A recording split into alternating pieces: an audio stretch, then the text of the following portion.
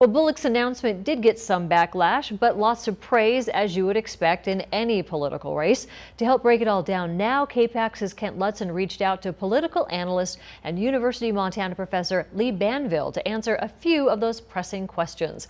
Kent joins us now live in the studio with more on that. Kent. That's right, Joe. We received plenty of comments about Governor Bullock's decision to enter the 2020 race. Many asked, why would Bullock enter a race with such little national name recognition? How is he going to separate himself from a growing Democratic pool of 20-plus candidates? Or simply, does he stand a chance?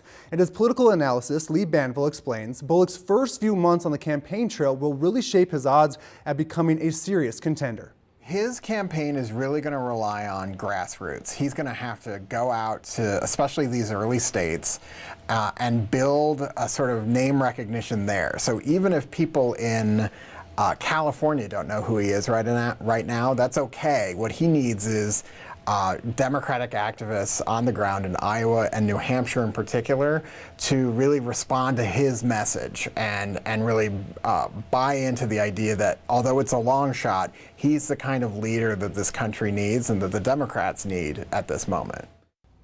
Banville added Bullock is going to really have to carve out a position who is someone who has done well as a Democrat in a red state, working strong with those on the other side of the aisle to get things done.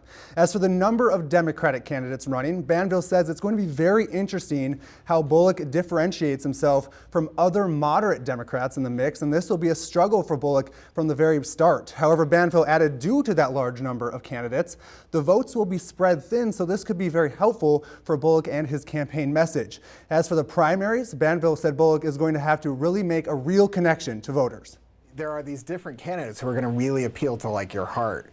And Bullock is kind of a head candidate, right? It's like on the issues, he's gotten stuff done. He got Medicaid expansion passed in a Republican-dominated legislature. You know, he really has pushed campaign finance reform fairly effectively at the state level, but that's all up in the brain. You know, the challenge is the primaries are often about the heart, and the heart and the brain don't always line up.